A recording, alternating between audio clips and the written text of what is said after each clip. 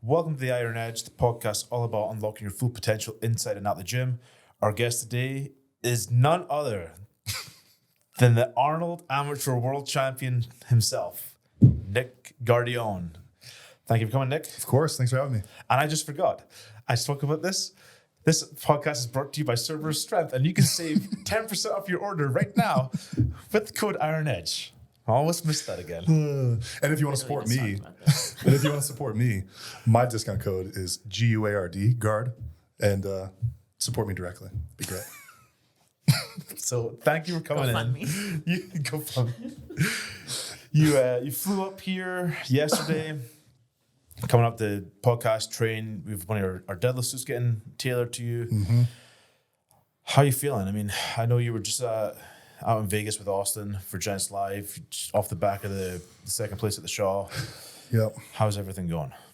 Training's going really good. I'm just tired from traveling so much, but like once we get back into the groove of training, you know, things have been going really, really good. I'm excited to peak again for OSG. And OSG is like the main thing you're focusing on now, right? Yeah. So I was gonna potentially do the Magnus for Madison Classic because I'm getting married in about a month, and we were gonna basically have our honeymoon in Iceland right at the same time as the Magnus was gonna happen. And so I was bugging Magnus to let me do like a walk-on type situation or just like let me compete. But I think I'm just gonna focus on OSG.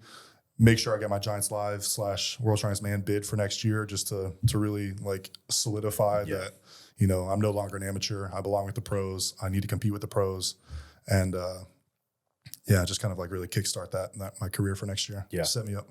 No, I think it's actually a perfect idea because you know, for so long there's been such a iffy like path into that top level tier of strongman. Yeah, that now like to actually solidify yourself, you have to go and do that, and you can't be like not going there really anymore. So let's just roll it back a little bit. Okay. So you've not been doing strongman for that long. I actually thought you'd been doing it like 5-6 years, and you told me it was like 4 right now, 3.5, 4. Yeah, coming up on 4 years. So like right before the pandemic shut everything down is when I found heavy metal and met Austin and kind of started my strongman journey. And has Tim always been your coach? Because Tim, the owner? Not always, yeah. Always. So Tim's the owner of Heavy Metal Fitness. Him and his wife, Michelle, run that gym. It's amazing, premier gym in Texas. Where is it, just for people? In San Antonio, so pretty close to downtown San Antonio. Like North Lock Hill, Selma, and Northwest Military. So pretty centrally located. It's fantastic gym. We just got a bunch of new equipment, completely reorganized the gym. It's we got the whole backyard area that's now turfed, and we got a container with equipment for outside and a big covered area. So we're really stepping up our game. So cool. Yeah, Austin Ice Training's about to step up as well. Dude, good. I'm excited. He's doing some insane stuff right now. Yeah, he's setting the example for sure. Yeah. So when did you start working with Tim for strongman specific? So Austin and I both started out with a female pro out of heavy metal. Her name was Jackie. Okay. And she did like the Titan Games with The Rock, and like she's a badass, like certified badass. And she took us on initially because she trained under Tim and then started taking clients at heavy metal. Okay.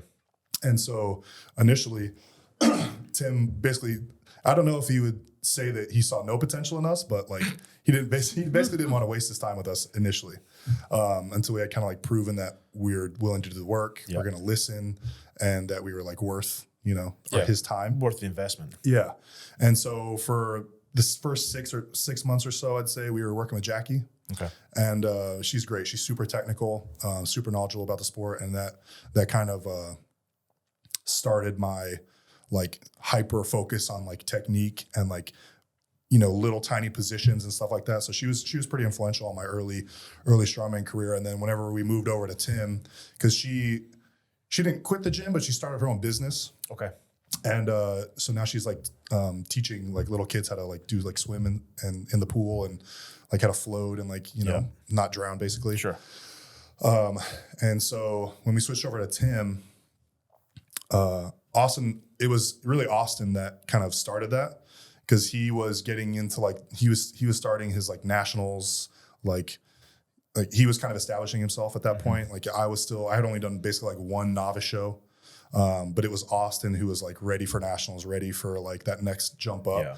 And with Jackie kind of stepping back, like there was no real other choice than Tim to kind of take us over. So, and since Austin and I were training together, Tim took us both. And that's when shit really started to pick up. Yeah, our warm-ups like doubled, our session times went through the roof, like our strength went up, and yeah, it's been great. He's a mad scientist, dude. That's like cool. You'll walk into the gym and he'll be like running down the turf sideways with like some neck harness, or like doing some crazy thing upside down in a reverse hyper, like trying to hit some weird muscle. And like the stuff that he's been lifting for so long, and he's like hurt basically every part of his body, and he's been through the ringer, and like he's done it all himself. And so like he knows what to do, what not to do, what works for him, what doesn't work for him. And like we've been training with him for so long that like he knows what works for us as well. What exercises work really well for us. So that's the main thing. Like I feel like this at times there's coaches who are like, well, this works really well. You should you're going to do this and this and this. Yeah. But it doesn't work for that athlete. And then they're like, well, what the hell's going on? You know? Yeah. And even between Austin and I, there are some differences. Like of course. His legs are crazy fucking strong. Like he's got tree trunks for legs, where I've got super long femurs. Like my leverages are way off. Yeah. So like our deadlift accessories are sometimes a little bit different. So like, cause he gets a lot out of like a trap bar deadlift. Like he can get a lot of leg drive, keep his back nice and straight. But with me, when I do a trap bar deadlift, it's all on my back. Okay. Because I can't really sit down enough to do it effectively. And so like when we're looking for something like that, like we have to like do like a leg press instead, or like, belt squats or something like that. Okay, so that makes sense. Yeah. So I know like obviously you do coaching now as well. Background wise, it's mechanical engineering. How do you feel like that's played into the coaching side of stuff? I mean, with lifting, everything's pretty simple. Like the mechanics themselves are not very difficult. I'd say like, I mean, there's like basic rules, like keep most of the weight as close to your center of mass as possible. Yeah. Trying to be as balanced as possible. Like there's not a ton of like engineering that needs to happen. Yeah. Like it helps to know like leverages and like mechanical relationships and stuff, but it hasn't had a huge. But from like an analytical standpoint, like do you use the skill you learned? Yeah. But I mean, it's not like more. Yeah, but like it's not like we were talking about this yesterday. It's not like heat transfer or like anything like that. Like it's basic leverages and like it's nothing too crazy. It mostly comes into play like when we're needing to like build an implement. Sure. Like if we're trying to build like a adjustable bag over bar implement, and I need to like put something together, like that's kind of usually where I shine. Or like build something at the gym or something like that. That's kind of usually where like that skill set kind of pops out. But from day-to-day training, it's mostly just like from my learned experience of actually lifting and competing that I draw from my coaching.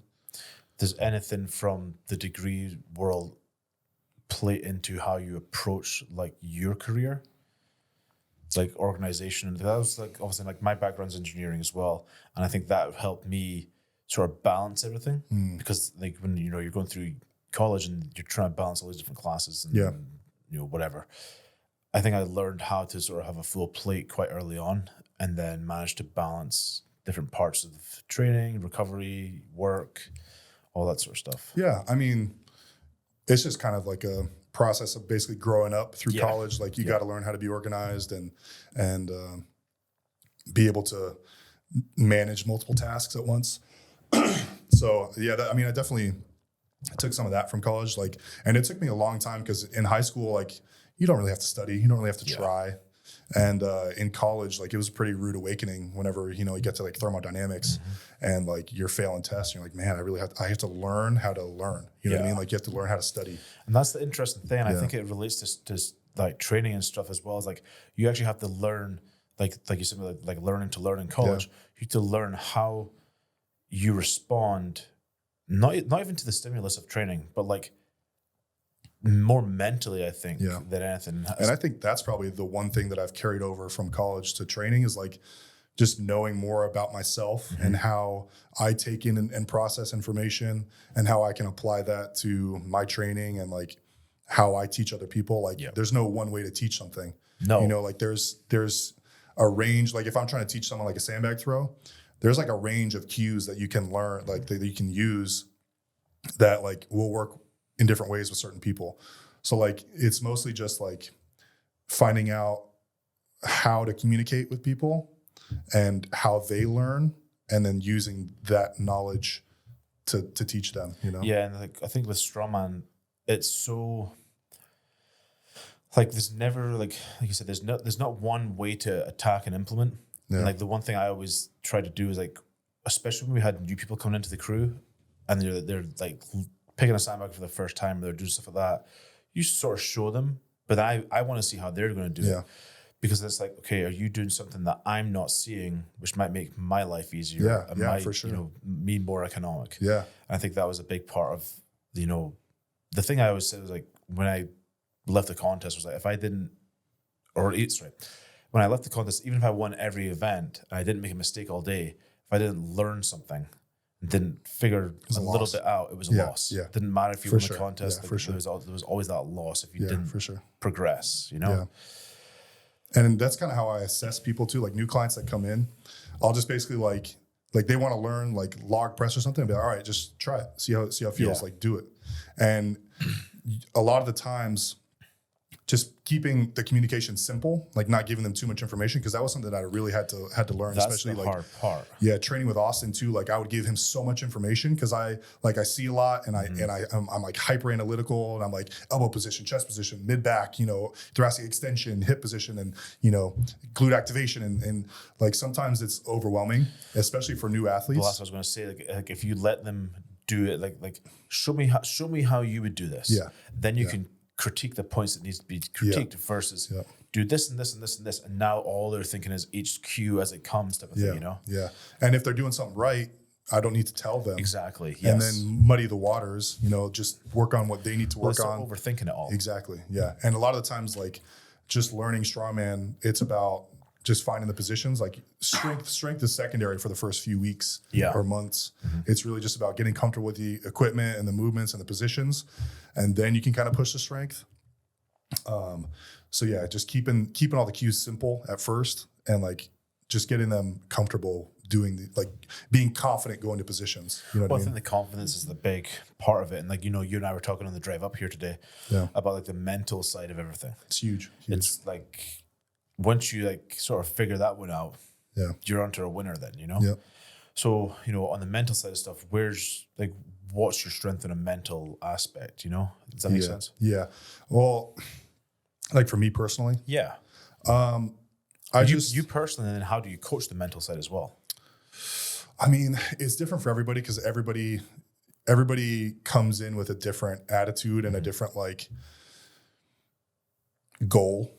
Like I got a kid, like a 380 pound kid, like 22 years old, you know, he's got the same attitude as I do, where like, he's like, I don't care what it takes. I don't care how long it takes. One day I will be a world strongest man, and I'm going to beat everybody that there is. And like, I don't need to tell him to be confident. Yeah. You know what I mean? Like, I just need to help him learn how to train and learn how to train safely and recover and eat and compete. And that would be my job. Whereas I have this other kid who is very shy, very quiet, doesn't really have any specific goal, just enjoys lifting strongman stuff and competing. And with him, I'm like, look, you got to flip that switch on. You got to get aggressive. You got to, you know, go to those positions and go to those mental places that you need to lift these heavy weights. And he just doesn't have that naturally. So that leads me to a good question. Like that's a segue. When you've got athletes who, you know, it sounds like with the difference between these two is like one sees it as more of like a hobby versus like not like a sporting career, I guess. Yeah. What's your take on that? Like, because for me, like, I sort of have that outlook that even if it's a hobby, there's a certain thing that needs to be done and like process and seriousness to everything and all that sort of stuff. Whereas obviously athletic career now, it's like, okay, I'm trying to make an income from this. Yeah. But you also, at least in my case, I got to the point of my athletic career that everything was so serious that I didn't enjoy it.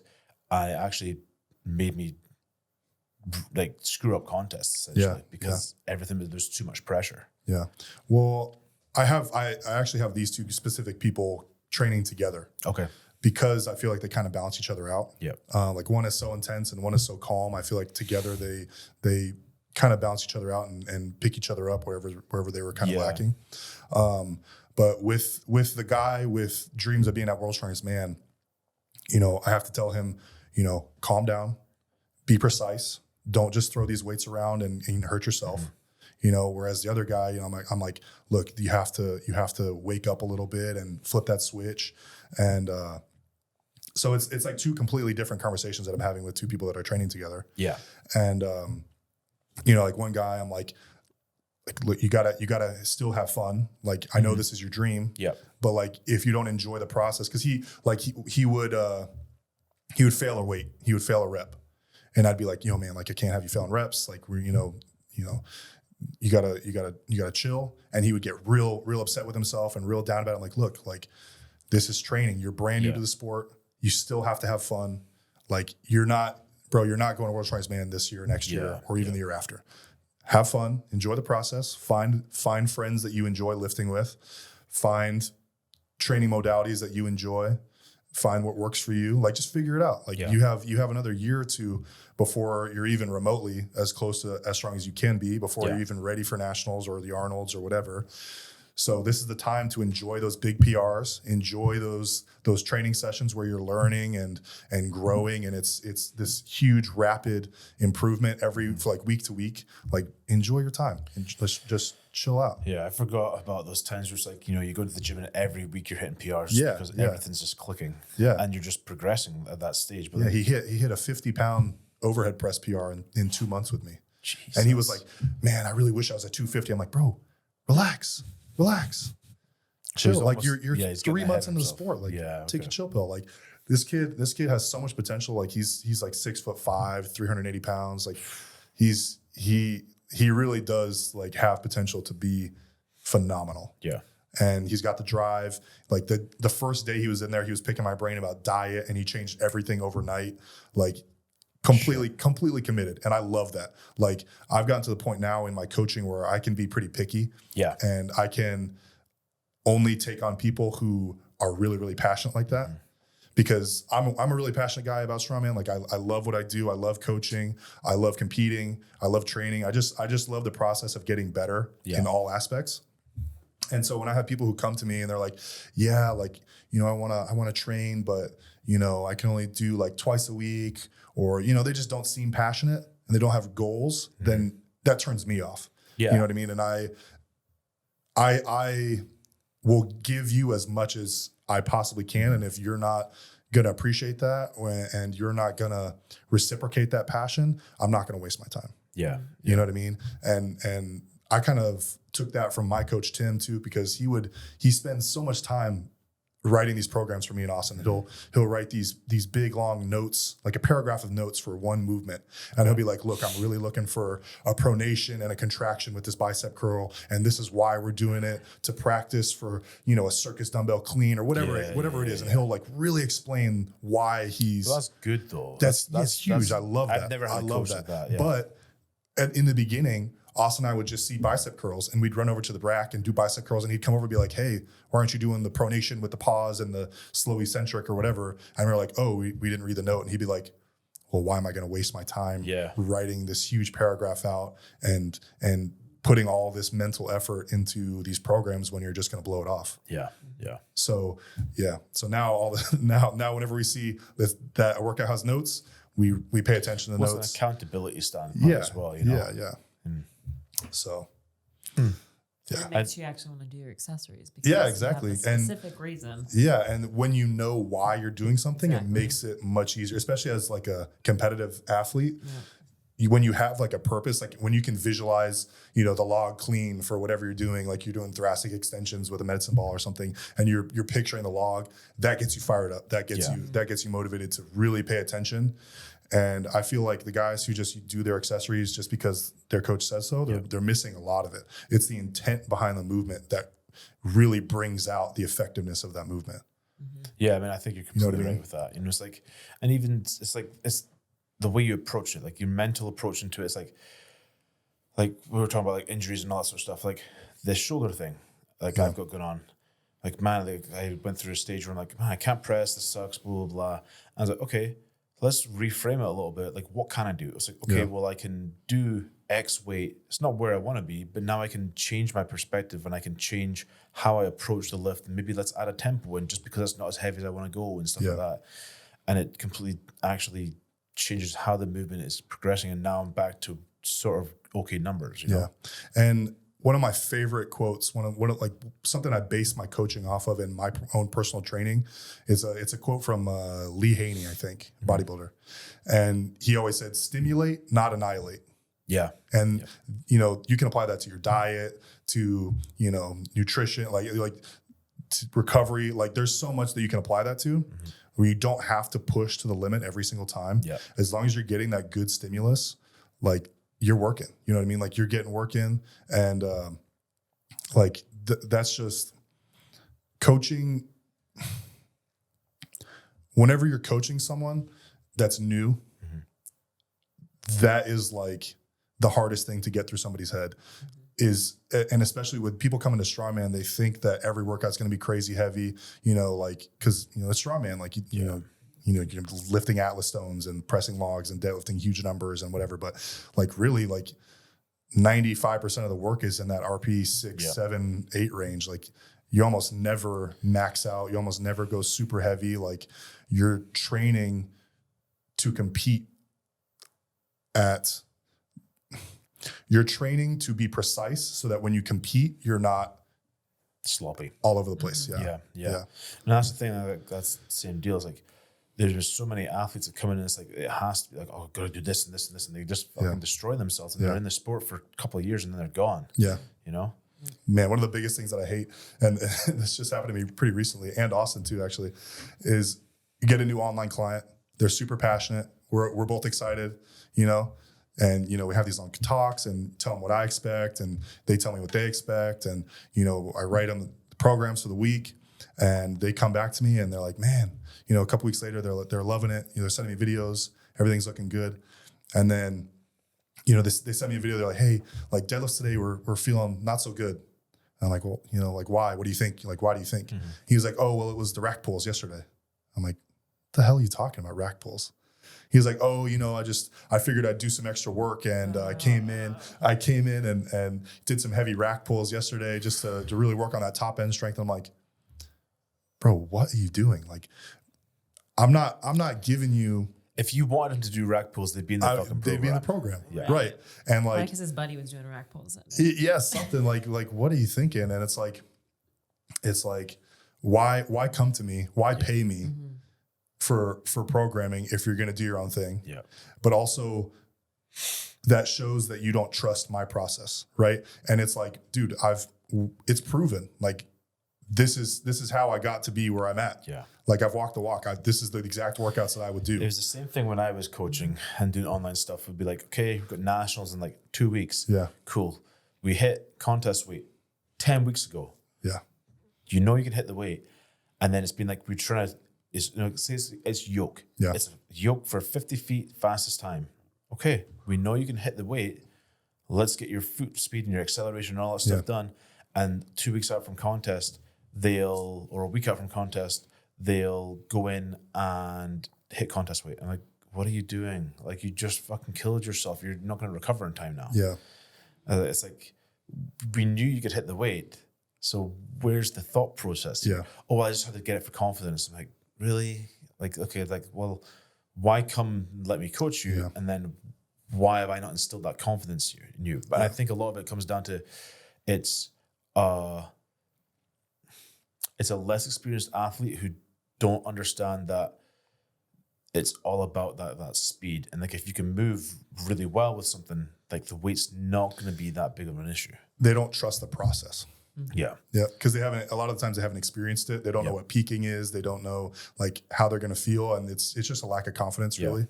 And that's what, it took me a while to learn that myself. Yeah. Like it took me a long time. Like when I was like competing at Britain's and, you know, the North American Giants Lives and all that stuff, like I think the heaviest I went on yoke was like 90% of contest weight. if that. And it was all just speed. Like, okay, if I can run a 700 yoke for 40 feet in 6 seconds, or an 800 yoke for 40 feet in 6.5 seconds, I'm good to go, you know?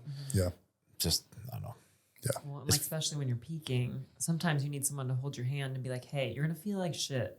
And you're going to feel like you probably can't lift this. Doesn't mean you need to try. Yeah. It's there. You're just peaking. Yeah. It's going to be hard. Yep. And people just don't understand that, especially amateur athletes. They don't get that process. Yeah. And to like, one of the biggest things with strongman, and it's something that I have a conversation about with almost every new athlete. I'm like, look, you got to tell me how you're feeling day to day, because fatigue management is the biggest part of strongman. Like if you're getting tired and if you're accumulating fatigue, like we need to back off, or we need to assess your diet or your sleep or whatever. And like that's such a huge part of training and not getting hurt and being able to hit these PRs at shows, is like knowing when to back off before you're too fucked up. Like, it's funny, just like managing that fatigue is everything. Like you talking about that, it's so funny to like look back at my career and then the careers of other guys around my sort of timeline, where it was like, there was some peaking involved, but like you would just go and you just fucking knock your pan in every single session. Yeah. And you just keep pushing through and pushing through and pushing through, and then be like, okay, you know, I get my week or 10 days rest in another 2 weeks, just keep getting the sessions in. Yeah. And then you'd be okay for contest, but then I sit back and look down like, man, if I'd managed some of those other factors better during the prep, what could have happened, you know? And imagine how much of a weapon you would have been with a proper peak. Yeah. Like if you were doing as good as you were doing on just hammering your head against the wall, like imagine being properly peaked, properly recovered. Like you probably could have fucking done some shit. I did okay. Yeah. I did okay. But like now anymore, weights are so heavy. Well, that's like, what we talked literally about. So I cannot was like, afford to not go into a show perfectly. Yes. You can't just pick up a show in a month. Also, like Michelle's like, oh, do you want to compete again? I'm like, there's a little part of me that does. Yeah. But I know, we were talking about this morning, like the amount of effort and different controlling variables. Controlling variables, like all the different things you got to balance to get back to where my strength was, and then to strength where it needs to be now. It's like a fucking massive undertaking, and I don't. So the him was like, I don't have the killer instinct anymore. Yeah. Like previously, but then I was like, experienced a lot more in life, and like got back into all the things we're doing. And I'm like, I'm sort of okay with it, but I think it's also from doing it for so long, Yeah. But you have to have that obsession. You have to have that habit that you've ingrained. I think it's easier. And when I think you're once younger. you break that, it's hard to get back into it because it's so consuming. I think it's easier when you're younger, when you don't have other things in life at times. Yeah. Like you don't have a career or whatever. Like it's so much easier to be obsessive over every single little aspect. Yeah. Not as much stress. Yeah. Well, on completely. the outside. Yeah. That's what we said. Like, I was like, when I, balanced it all during college, it wasn't too bad. And then I really got better when I was working clubs, because now I've just got to do the work at night and everything else can be strongman. Yeah. But then it's on the other side of it, it's like when life starts getting more serious, now you got to try and figure out that balance point again, and it becomes a lot harder. Yeah. That's why I have no desire. Like I want to have a kid, but I have no desire yet to have a kid, because I know like that's going to consume my entire life. Like I just know myself, and I know that as soon as I have a kid, that's going to be the priority. Yeah. And I feel like strongman will take a back seat. And I feel like I've got so much potential to go as far as I want to in the sport. And I'm just going to wait. I'm going to wait to have a kid till like I'm pretty much ready to retire. Yeah. And because I know that I can only really have one obsession at a time. That's what I've learned about myself throughout my entire childhood. Like, it was dirt bikes, and then it was running, and then it was, whatever, skateboarding. And I get so obsessed with this one thing, and it's my entire life. And I learn absolutely everything I can about it, and I get as good as I possibly can. And then as soon as that next thing gets that obsession, then who gives a shit about the old one? You know what I mean? And it's funny, I know that the kid is the going to same do as me. Yeah. We were like, like in high school, it was like whatever, and then when I found strongman, I was like, that was fucking everything. Yeah. And then the business started taking a bit more, or requiring a bit more effort, and And then like pulling back from strongman, this became the obsession. Like, okay, how can we do that now? Yeah. And now it's like sort of trying to balance the gym stuff, balance work stuff, and now the obsession's like, you know, where are we at with family? Like what's coming down the road there? What are we doing at the weekend? Like where are we traveling? Where are we doing this? And like those obsessive, but like dude, I'm massively obsessive over stupid shit. Yeah. It's like it's even like, you know, like, oh, like we're talking about like car stuff. I'll read. I remember like this is years ago. Like I wanted to do something to my F-150 at the time, and I was on a forum, and I think the thread was like 146 pages long. And you read every I spent sentence. a day and read the entire thing, and I'm like, what am I doing? And then you know what? I didn't even do the project. It's why I just want to know about it all. Yeah, but I think that's what made us good athletes, or makes us good athletes, because when you get obsessed like that, you branch out into all of the things that make a strongman a good strongman: the nutrition, the recovery, the training, you know, the mindset, everything. Like there's so many pillars of being a good strongman athlete, and when you perfect all of them, it's like the stars align. Yeah, and I feel like you have to be that way to get to the level that is required now. Oh yeah, I mean, you know, 100%. like there's no you can't slack on anything nowadays. No, there's no top athlete that is lacking in any one of those areas. You know what I mean? Yeah, I get it. So talking about the mentality side, we said we were going to touch upon this in the drive up today. Okay. So talk me through your mentality on a contest day and a training day. Like, what gets you through? All right. What gets you amped up? What gets you through? What if you have a shitty event? What makes you push on to the next one? All the little facets. Okay, so there's a lot. This could be a pretty substantial topic if we really do a deep dive. I think we should. Okay, because I don't think it's talked about enough. Okay. Personally. Okay, so and this is a topic that I absolutely love. So I may go hog wild here. Okay, so my mindset in training and my mindset in competition are 100% different. Like my day-to-day mindset is, and we were talking about this earlier too, I do not feel like I'm a strong person, like physically, basically 99% of the time. If I'm not competing, I do not feel like I'm strong. And I feel like that drives me to train really hard and to, you know, be really consistent with everything else, you know, all the accoutrements of being a strongman. And so I'm not, in my mind, I'm not strong all the way up until about a week out. When that 7-day marker hits, everything changes. So about 7 days out, and this may sound crazy, but about 7 days out, I'll do basically like a, what's the word? What, like the happy chemical, like a serotonin, dopamine fast. Yeah, so I'll do it like a dopamine fast. So no more music that gets me hyped up. No more sex. No more training videos. No more YouTube videos about strongman. Nothing. So complete dopamine fast. So shut everything down. Just focus on rest, and I call it building the logs. So I'm putting the logs on the fire. So like I'm in my mind, I'm thinking, and every log is like, why am I doing this? So like my team, my family, my dad, my legacy, whatever it is, every one of those is its own individual log. And I'll think about each thing, and I'll all the reasons why that specific topic is really important to me and brings out a lot of that emotion. I'll put that all up in one log, and I'll put it on the fire, and I'll basically, I'm just stacking logs, right? And the whole week, that's all I'm thinking about. I'm thinking about events. I'm thinking about my reasons why. I'm thinking about, you know, who I could be if I get this done, like my potential, where that could take me. And all of these things are wood in the fire pit, right? And then the morning of a contest, I think, okay, let's light this fire up. So all that mental fuel that I've been stacking the whole week, I turn it on. I light the fire. And I think, okay, when I'm walking around a contest like a backstage and I'm warming up and I'm finally able to listen to my metal music and I'm like pacing back and forth, I'm thinking, okay, here I am. It's do or die. These are all the reasons why I'm here, and I'm about to, suffer or whatever the hell, I'm about to compete. And it's not about me. It's not about,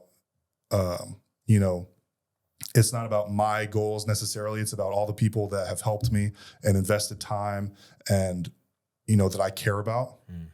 And it kind of removes my ego from the situation. And I kind of just become like a robot that's just there to do a job. You're pretty stoic when you compete, and then like you turn it up, and I turn it off. You have these ups and downs. You know? Yeah. So I'm getting goosebumps thinking about it. Like it's a switch that I'll flip, and everything kind of changes. I'm really goofy and laid back, and like I like to joke around and be fun and hang out with friends and just be a dork. And then as soon as I'm like serious, I'm really quiet. I'll start pacing. I get really like fired up. Yeah. And yeah, basically just like repeating mantras that fire me up, like, talking about legacy, or, like I'm the baddest motherfucker in the room. Like there's just certain phrases that, it can kind of get you there. But yeah. And then there's also breathing techniques. So like, whenever my dad passed, I got really into meditation and like tantric breathing techniques and that kind of thing. And there's this technique, I think it's literally just called fire breathing, but it's like where you take like a big inhale and you kind of close your eyes and you kind of picture like a coal in your mouth or in your throat, and you're trying to light a fire based on the coal, like an ember, when you breathe on an ember, like trying to get a fire started, it glows and gets warmer. Then you take another inhale and then you blow on it again and it glows and gets warmer again. And then you keep going and then you're thinking about all of your whys and all those stacked logs. Yeah. And then eventually that ember will burst into flame. Right. And it's like a breathing thing. It's like a meditative thing. Like I'm starting to sweat a little bit, just kind of like thinking about it. Damn. Like actually starting to sweat. But yeah, that's kind of my process, like condensed. I've never heard anyone put it that way for like a week out. Never, ever. Yeah. I also enjoy this because I have so many of that like footage of you, and like literally that I can see you doing things like that. Yeah. So it's crazy to see what's actually going on. Yeah. Mm-hmm. Yeah. Yeah. And the mind is very powerful. It's a pretty deep mental game. Damn. Yeah. Yeah. And I feel like, and that was one of my strengths, like coming into this, like I have both sides of the coin. So like whenever I'm training, I feel like I'm a weak, useless piece of shit. And so therefore I'm going to train as absolutely hard as I possibly can. And then when I compete, I feel like I'm unstoppable. You know what I mean? So like, I feel like I get the best of both of those sides of the coin, like, cause usually people who have that personality where it's like, man, I'm like just not confident and I like have to try my best. They'll go into a show and they'll perform like they're not confident. They'll hesitate. They won't be. They can see that they're not confident in the lift. Sure. And then if you go in too cocky, same thing can happen. Like you're too ballistic. You're too uncontrolled. You're too hyped up. And I feel like finding that balance is where true greatness really lies. Yeah. That's my philosophy, at least. Have you ever caught yourself too hyped? Oh yeah. We were just talking about it on the way over here. How did you like kind of learn to compose that? I'm still learning. It's always a process. Yeah. Like at the Shaw, just a couple weeks ago, I was going for the 950 on the Hummer Tower deadlift. And, I'm probably as hyped up as I've ever been. And I'm pacing on the floor. I think on the live stream, they were like literally following me because I was like going back and forth. Like I didn't give a shit who was in front of me. Like I was just going back and forth. Get out of my way. And Austin was there and Tim was there, and they were both like, this is a do or die moment. Like you have to get this deadlift to win. Like this is the lift. Mm-hmm. Like you have to get this lift. Like you have to give it everything you've got. And I'm getting goosebumps like thinking about it. I was so hyped up, so locked in. And I went up to that 950 on the Hummer Tire deadlift, like ready to die under that bar. Like full stop, ready to die. Did not give a shit. I was going to give it everything I had. Break my back, I'm lifting this bitch, right? And when you're that hyped up, you tend to forget about cues. So I didn't prime my back like I normally do. I didn't get my chest through. I didn't sink my hips. I didn't build any tension, and I just yanked on it and immediately, candy caned and went out of position. And I feel like I could have lifted it if I was in position. Yeah. But I was just too hyped. Yeah. So it's a very fine line, and I'm still learning, and I'm still like, this is only my first year really as a pro.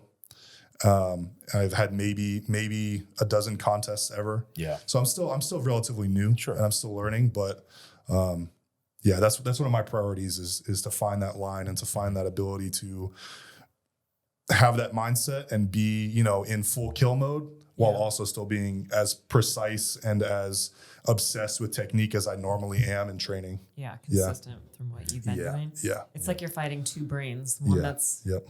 The logic side that knows the cues, and the other one that's trying to like get you to hype up and, lift the most weight as possible. And you have to hold on to like both of them. Yep. And it's weird too, because like that kind of reminded me. So the name that I have for that mindset is my champion's mindset. So like when I'm in the champion's mindset, like that's basically everything I'm thinking about. Like that's where I get real hyped up. That's where I stack the logs. That's where I get all that energy from. And I've been trying to kind of bleed that into my daily life. Like where I'm like, would a champion make this decision? You know what I mean? Like if I'm working in the garage, building something, and I'm like, doing something sketchy where I could get hurt, I'd be like, would a champion risk this right before a show? Yeah. Would a champion, go to bed this late or whatever the case may be? And I've been trying to kind of bleed that into my daily life a little bit. And on the other side, when I'm competing, try and bleed that calmness and that precision into the competition. So it's just balance. Yeah, no, it completely is. And that's the one where you find it, and that's where it really clicks. Yeah. So that's what I'm trying to do. And everybody's different. Like watching Mitch Hooper compete, like he's calm as a cucumber. Yeah. You know what I mean? Like he's like, Very he chill. was about to go for a 505 deadlift this weekend, and he's just chilling. Yeah. And you're like, dude, what the fuck? Like, how? Yeah. I would be so fired up. I was never that way. I would be so fired up. No. And you're like, Austin's over there, like, and then Trey's like, listen to his anime music, like getting into his head. Like, everybody's different. That's what I'm saying. Like, that's what I'm trying to say. Like, everybody has a different way. That's why, like we were talking about, like if I ever started a podcast, that's what I would want to know. Yeah. Like, what gets you there? What gets you to go to these places? Why are you doing this? Like what? Because the mental game is so strong that all these pro guys have insane mental tools that we have no idea about. Yep. Yeah. That's what I want to learn about. You know what I mean? Like why, how are you able to do this? Yeah. What got you to this obsessive state that you've been so locked in for, half a decade or a decade to fully commit to the sport? You know what I mean? Like I think it's such a beautiful thing to even have that level of obsession and love for something and to carry it that far. I just want to know about it. You know what I mean? Like that's having that like passionate of, I don't know, a life in general. Some people don't even experience that. That's beautiful. And I think Yeah. that's what's going to inspire people to get into strongman too, is like, if you resonate with someone else's way to cope or hype themselves up or get into that passionate state, which is a little bit of a weird word, but like to get into that state, like maybe that'll inspire them to become part of strongman community or lift weights, or I mean, even if it's has nothing to do with strongman, even if it's just to be passionate in their own lives and in their own way with whatever they are passionate about. If that can resonate with them, that's amazing. You know what I mean? And I feel like that's a way to really connect people. Well, I think that's, it's not just about lifting. Like you need to there has to be something in your life that you're passionate about. Yeah. Like it doesn't, life isn't really fucking worth much if you're not passionate about something, you're just getting through the day to day, So to come back, like we touched upon it, if you don't want to talk about it, you don't have to. Okay. But the dad stuff, because we've had some pretty, I didn't know about this until yesterday when we were driving back from the airport. We've shared some very very parallel experiences with that. Crazy similar. Yeah. So like, both of our dads passed when we were 21. Mm-hmm. And I think it's a massive like defining moment in a life. Yeah. So like for me, I put everything into strongman. And that was my focus was, and I said this to you yesterday, I didn't realize how much of my strongman career was a coping mechanism for that loss. But like, to touch upon the mindset of competing, like everything, like when I competed, like my mind was like, remember who the fuck you are. Yeah. Why are you doing this? Make him proud, blah, blah, blah, that type of deal. So how did you cope? Because I know you mentioned the meditative breathing, but I also know that you didn't learn get into strongman until 4 years ago, and your dad passed 8 ago. So how was the coping for that? Like what did you do? Yeah. So firstly, definitely one of my logs is that sounds so funny. But one of my whys is to make my dad proud for sure. Carry on his name, carry on our family name, build a legacy. The Guardione legacy is something I feel like should be, at the top of the game. That's my opinion. That's firstly. But secondly, whenever he passed, and we talked about this yesterday too, I was just a spoiled kid. Yeah. Like he took care of everything. He took care of my school costs. He took care of, he got me a car. He paid for my apartment and groceries. And, he set me up for success, but I was just a spoiled kid. It's almost like you had success, but you didn't know how to get there almost because you were helped so much. Yes. Yeah. Because I had the same deal, same. Yeah. I was very helped in college. And, like he was just being a good dad. You know what I mean? Yeah. Like he was just being, and he was my best friend, like he was just being supportive. But the way that, I was not good. Yeah. I wasn't a man. There's no way around it. You know what I mean? Like I was just a kid. And so whenever he passed, my stepmom kind of went off the deep end and tried to basically take the estate, and it was a whole nightmare. So I was completely alone. And it was like 2015 was a really hard year for me. Like my mom had just happened, like my stepdad is in the military and he just happened to have orders to leave our area and go to Virginia. So like my mom left the state, and my dad passed, and my stepmom took everything, and like I was alone for a while, and I couldn't afford my apartment anymore. I didn't have a car, and like I was basically homeless after a few months. And so one of my good buddies, shout out to Corey, he's still a good friend of mine. We play PC games together all the time. He let me sleep on his couch in his living room, and took me in, let me set up. Like he put a detached garage on his lease in his apartment with no promise from me that I was going to stay there for X amount of time or anything. And he let me put all my tools in there, let me basically kind of like move my couch into his living room and sleep on it, and kind of get back up on my feet. And he was the one that got me into the gym. He was like, look, man, you need something. You need something. And he was like, come to the gym with me. He was going every day. He was like, look, just come hang out with me at the gym. We'll make it fun. It's just us hanging out. You're going to love it. Trust me. Like, we're just going to listen to some music and hang out and just basically do what we were doing here, but at the gym. And so we go to the gym, and it's just the UTSA rec. So, you just start doing the bro split, 6-7 days a week, where it's like a shoulder day, abs day, cardio day, back day, whatever. And, I slowly realize, like, I'm having fun. I'm just hanging out. I'm hanging out with him and hanging out with my friends at the gym, and we're doing something productive, and I'm getting better and I'm getting stronger really, really fast. And, I was like 160 pounds at the time at my height. So I was super, super skinny. Yeah. Like zero muscle on my body at all. Like I had run. I was a runner through high school. And so I was super, super skinny.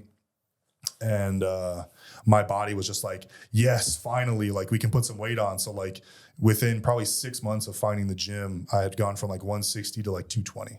Damn.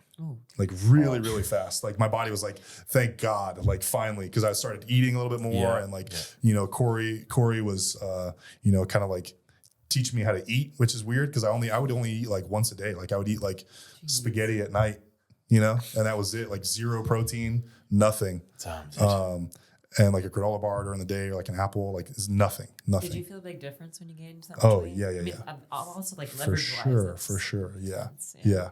And so it progressed really quickly, and I fell in love really, really quickly, just with being in the gym, and because I had always had this stigma growing up, especially as like a runner. Yeah. Like, you know, it's kind of like a nerdy sport, and so you'd see all these football guys going to the gym and be like, oh, those guys are fucking losers, like meatheads, whatever, and you know, pretty quickly realized that was not the case. Yeah. You know, and the gym was like a happy place for me, and so, you know.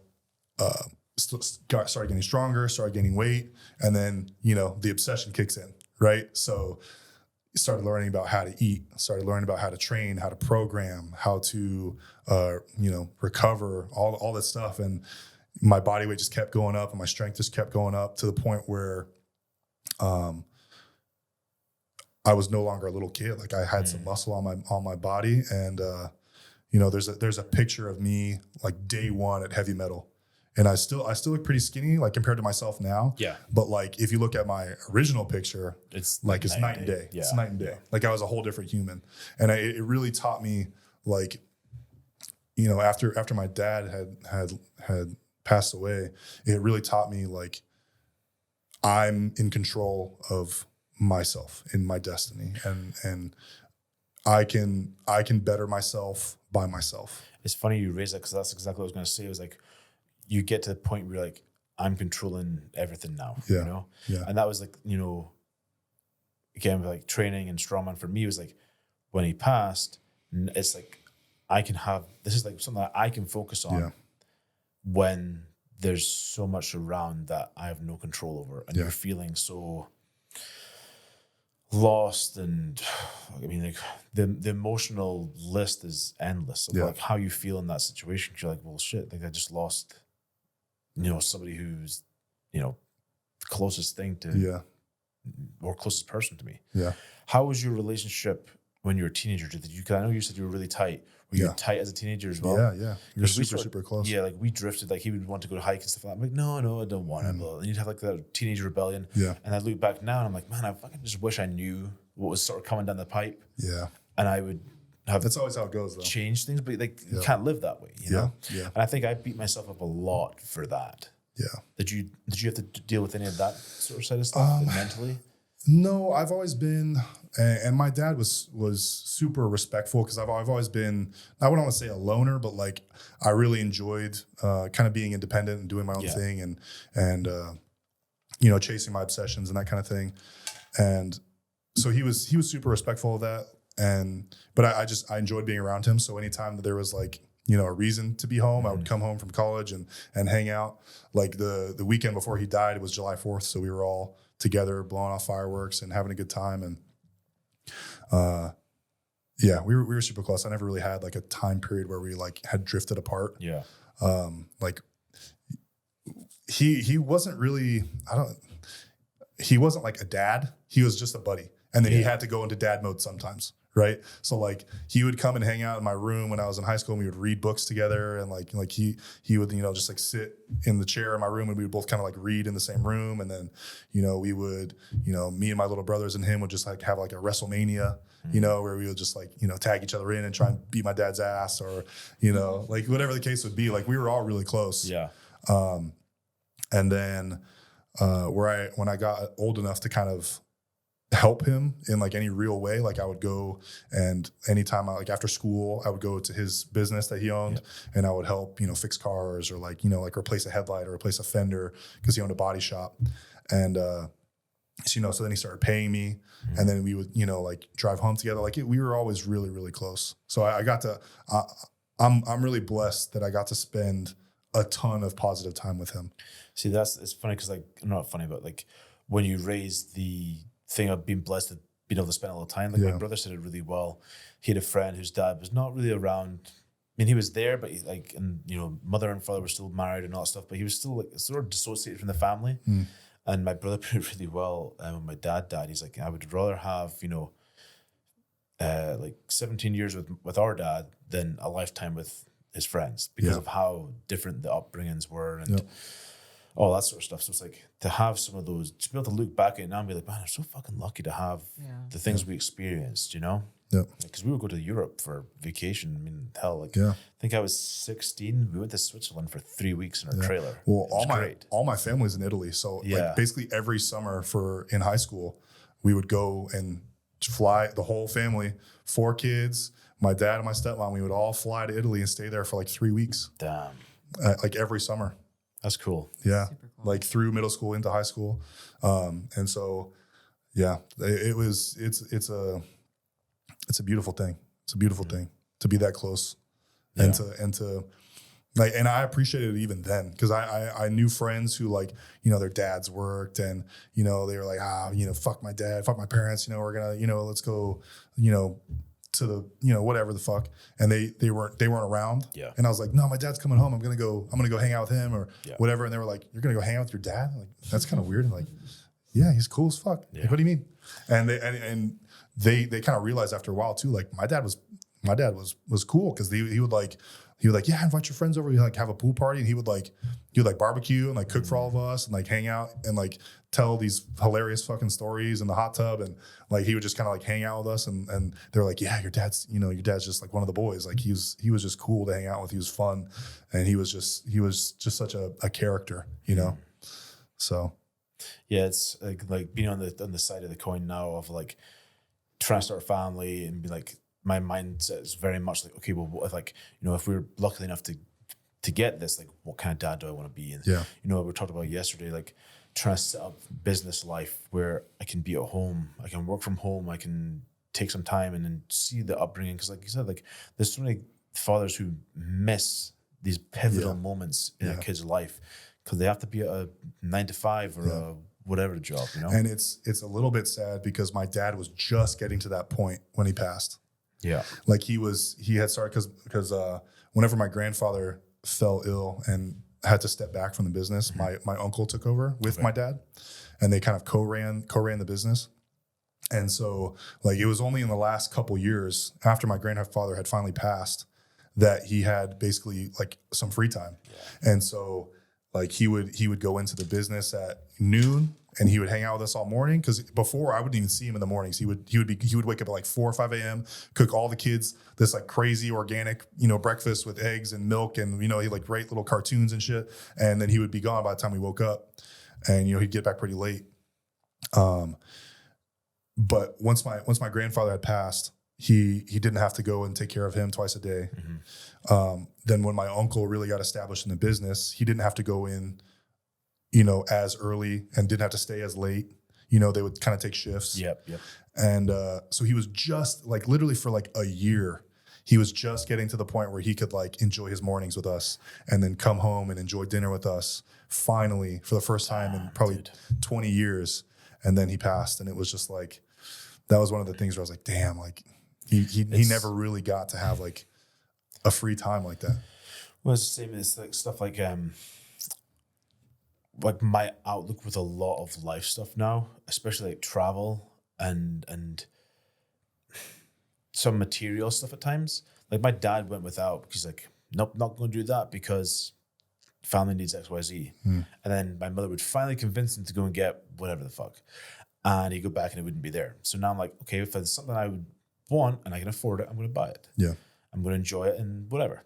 Same with travel. Like, you know, it's funny because Michelle and I said the exact same thing when we first date. Like, we want to do all of this stuff now because are you really going to want to jump off a bridge or a cliff into the sea and all that stuff when you're 60? Yeah.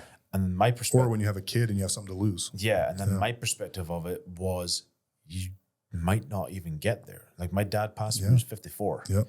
You know, and my dad was around the same age, I think. Yeah, it was like 52 or something. Yeah, it was like not old. So like that's where I view stuff now. Where I was like, you gotta really live a lot of this stuff. Like you have no idea what's coming tomorrow, later today, 3 weeks. Yeah, we just got like in Giants Live.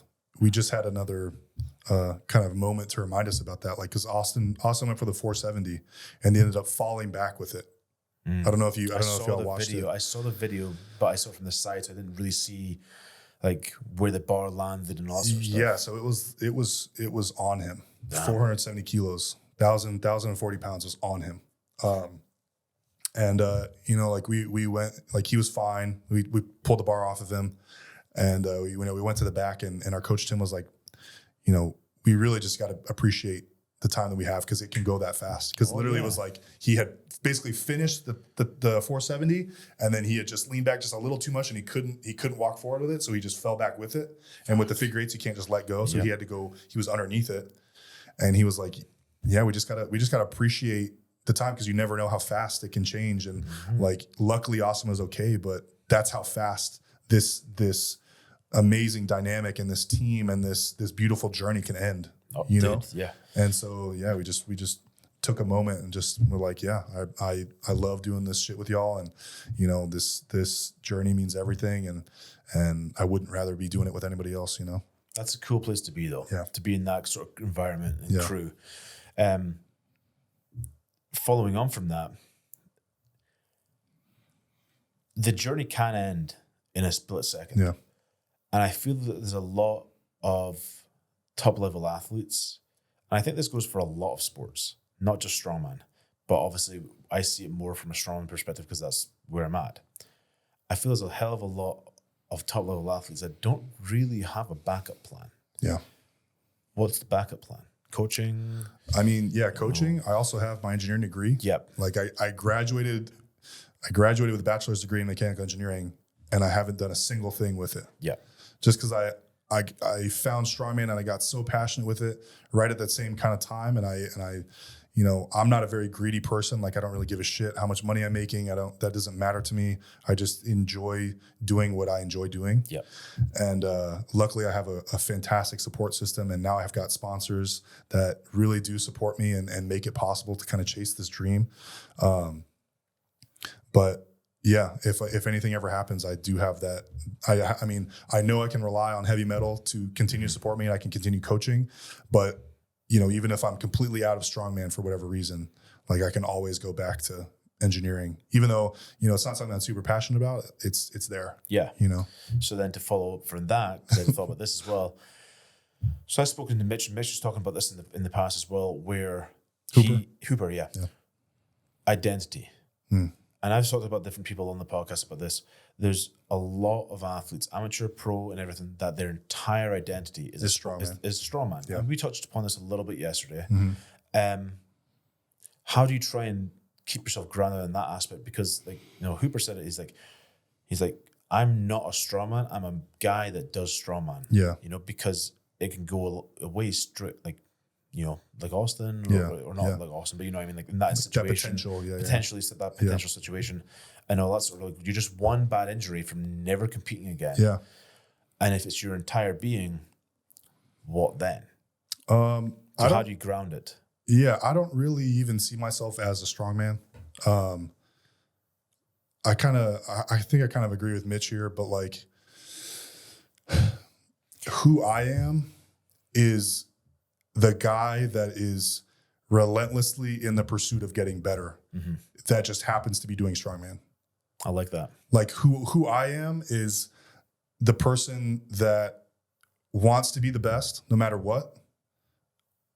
Right now, I'm focused on strongman. If I was a dad, I would want to be the best dad in the world.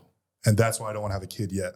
If I was, you know, racing dirt bikes, I would want to be motocross champion, you know? That's who I am, you know? And strongman, I love strongman. I love being involved with strongman, but that's not my identity. I think the lines get extremely blurred very easily, especially when you hit the top level. And that was something for me that I really struggled with stepping back, was that I was like, I'm a strongman. I've been competing for X number of years and blah, blah, blah. And it was funny because it was last year I was talking to one of my buddies back home, and he goes, but you're not a strongman anymore. When was the last time you competed? You've not competed in 2-3 years, when however long it was at that point. And I was like, shit, you're right. You know, and it took that little bit. I was like, oh man, okay. I was like, I'm someone who used to compete in strongman. Their livelihood comes from strongman and strength sports now, but there's so much more to me. And I think we lose that sense of self at times. Yeah. And it's like that balancing point is so difficult. But what I think people forget too is that it's not what you're doing that is who you are. Mm-hmm. It's how you're doing it's it. how you're doing it. Yes. Yep. Yeah.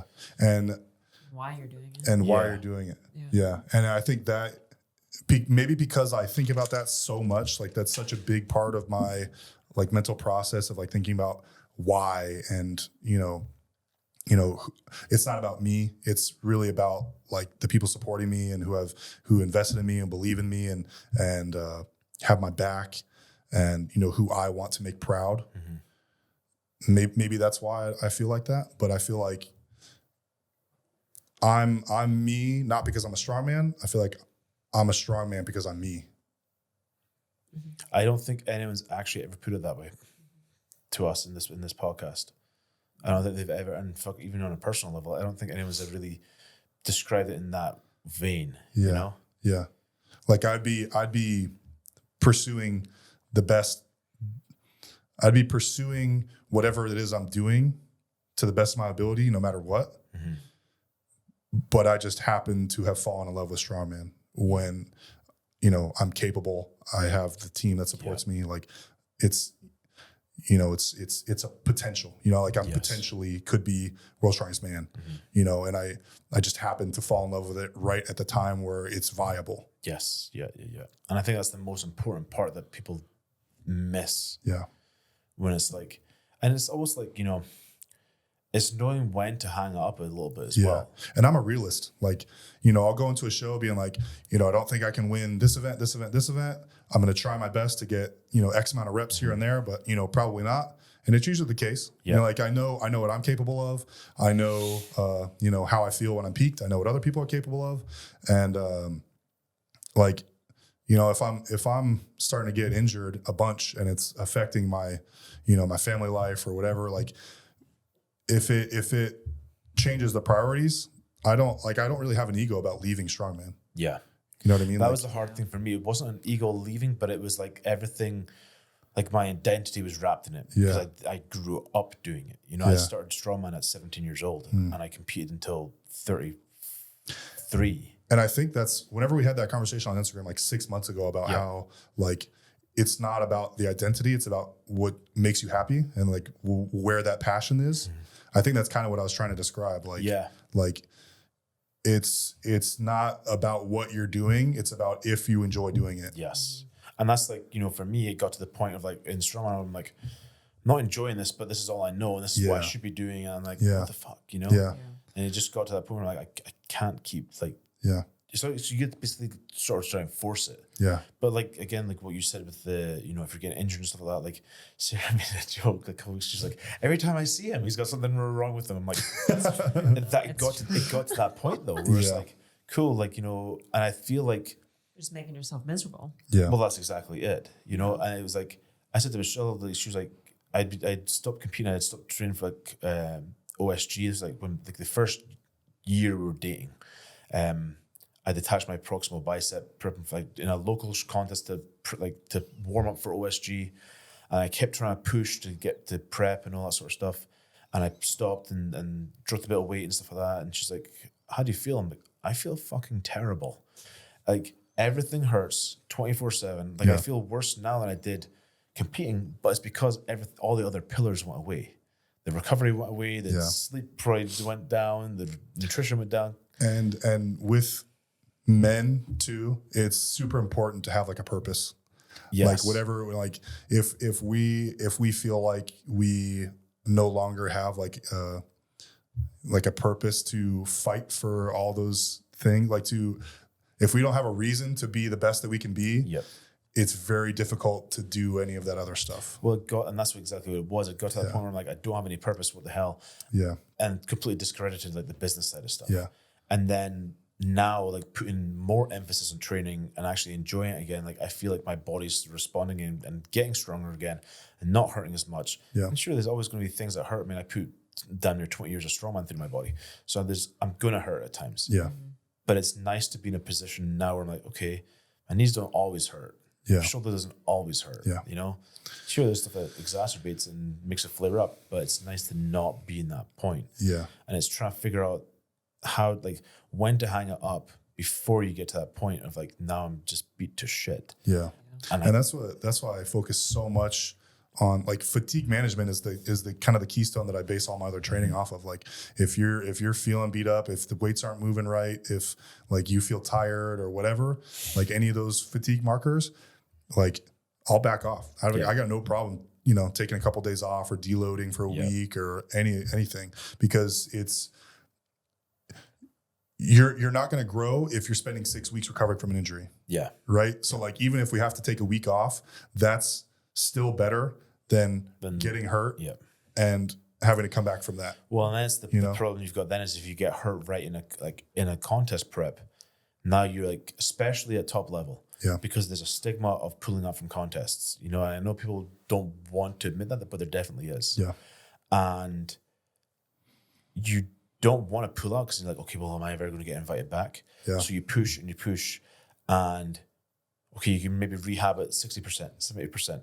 Like I had a hamstring that I had to keep competing on. I tore it dude, we're talking like I tore it like 4 times in 6 weeks. Shit. And you're just re-tearing. You get that little bit of respite from it, and it recovers that little bit, and then you're back to square one.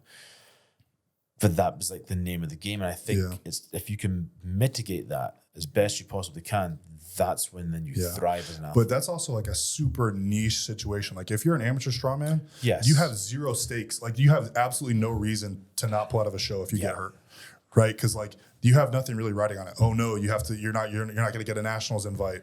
Okay, do it next year. But like there's a very small window where you're like in between amateur and pro, where like you're really trying to establish your name. It's kind of where I'm at right now. Yes. Like it's kind of a small window because like once you push through that, you're an established pro. You have a following, and people want you at shows, and they know you're strong, and they know you to be consistent.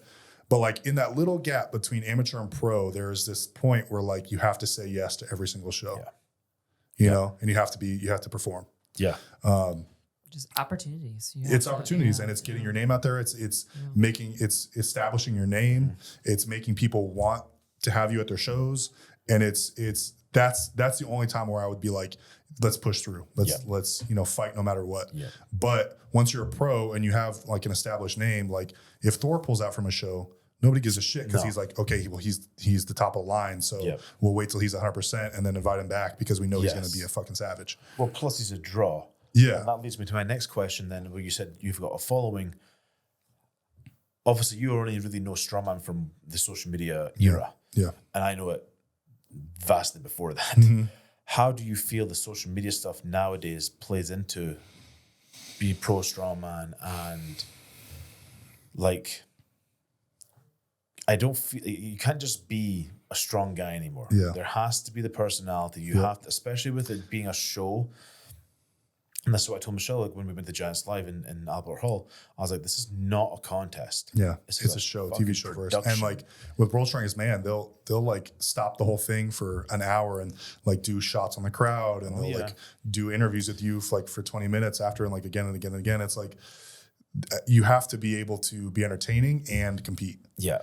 Like it's not a 1-to-1 ratio. Like you don't have to be extremely entertaining and extremely talented. It doesn't hurt, but like you have to have some level of entertainment value. Talk. Yeah. You have to talk. Or maybe not even talk, but just entertain somehow. Yes. Like Evan Singleton runs out in front of the Giants Live crowd, spits a bunch of water, waves his flag. Like he's not talking, but he's entertaining as fuck. Sure. Right? Yeah. So like you got to have something. And I feel like it's slowly becoming it's leaning towards that WWE it's style. Towards sports entertainment. Yeah. But that's also, we talked about this again yesterday.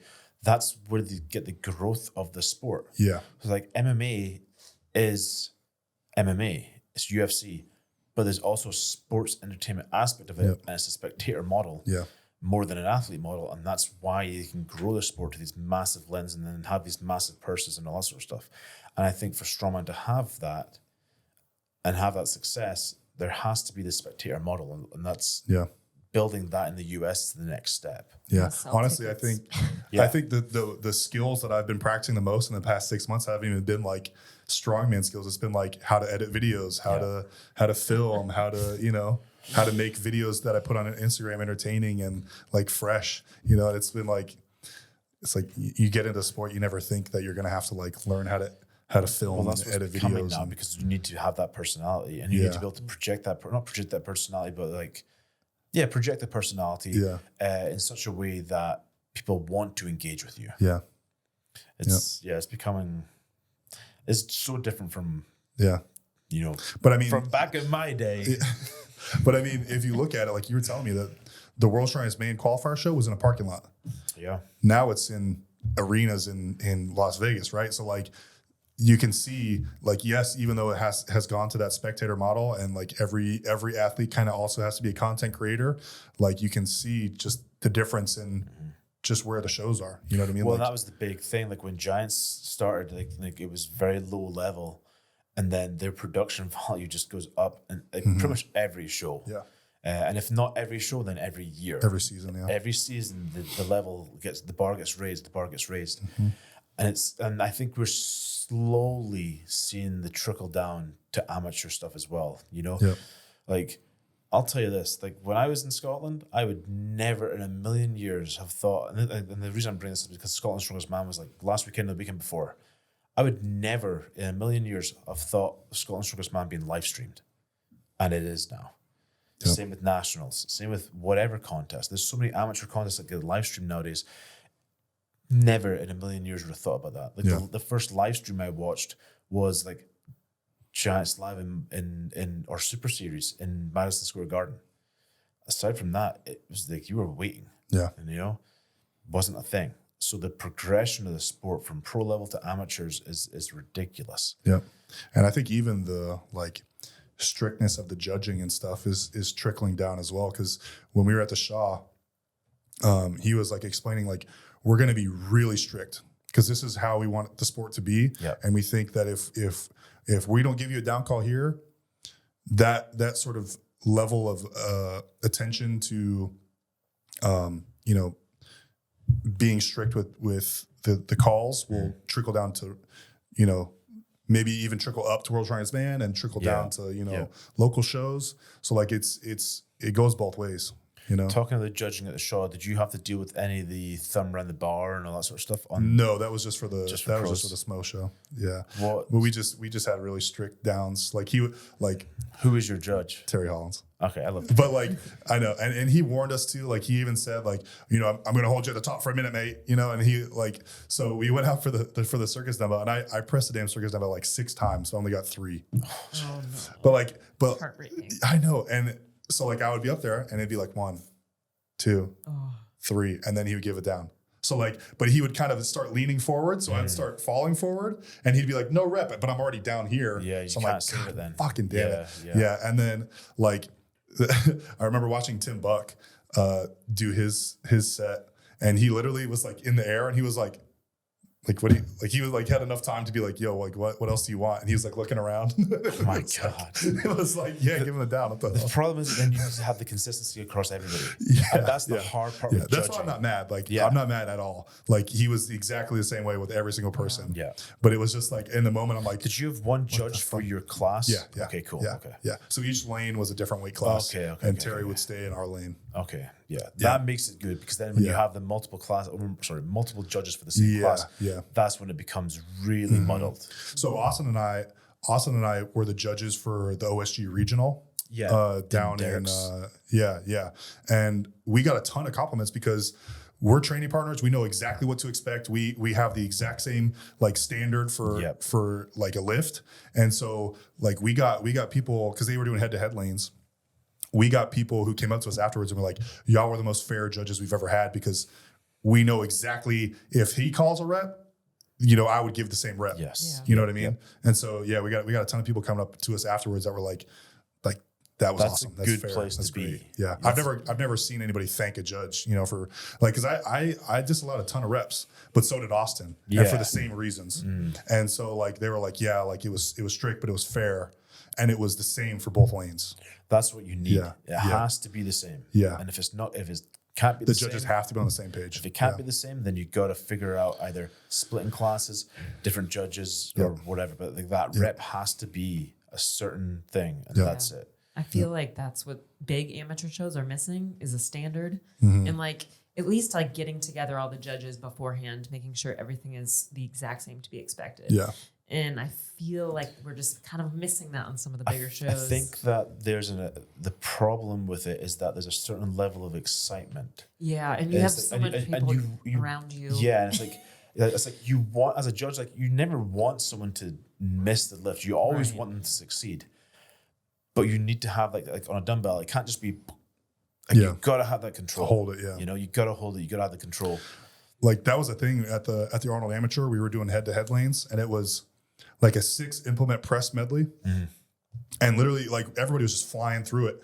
And we, you know, like me and Brian Kitchen went head-to-head. And we were just like, well, it's going to pretty much come down to who gets the faster down calls. Yeah. And, you know, that kind of, it was just lane dependent. Mm-hmm. Yeah. That's like carries too. When they're blazing. Yeah. And they're like barely, like they're basically crossing the finish line at the same time. Yeah. It comes down to whoever kind of pressed that faster. Yeah. So talking of that, where do you see the sport going? Longer term, 5 years. I mean, it's just going to keep growing. Yeah. You know, if I had made my way, it's just going to keep getting bigger. It's just going to keep bringing more people in, and you know, I hope it doesn't get more corporate, but I hope that more corporate comes into it. Does that make sense? Yeah.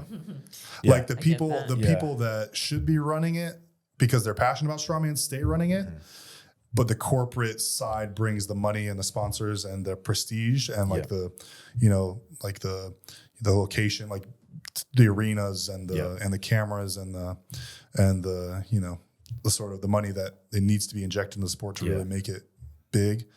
You know, but I think Brian Shaw's doing a great job building his crazy contraptions and really trying new things. And I feel like that's kind of where the sport is headed is like, you know, you just need to be strong going into a show. If you're a good squatter, you'll do well on a squat. And, you know, like there's going to be a crazy contraption that no one's ever used and everybody's got to kind of figure it out on the day. And it's, you know, that's Strongman in its form. If you're strong and you go into the show, you're going to do well. Yeah.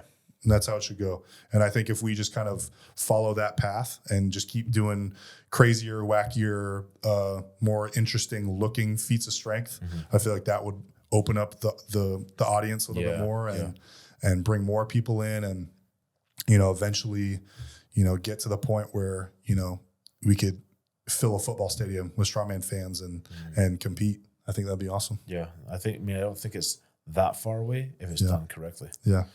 So let's wrap it up. All right. We got to go train. Okay. Where can people find you? Instagram, socials, all that stuff. Instagram at Nick Guardione. Austin and I also started a YouTube channel recently called The Texas Boys. We've got a couple videos, and we're going to start posting more stuff pretty soon. Just like kind of short form podcasts where we're just kind of like talking about like strongman news of the week and our training and what we've learned and what exercises we like and that kind of stuff. So we'll be bringing that pretty soon. But yeah, just Instagram, Nick Guardione. Check out Heavy Metal Fitness Instagram, and then Code Guard on Cerberus USA. Appreciate it. Thanks, Nick. Yes, sir. Thank you, guys.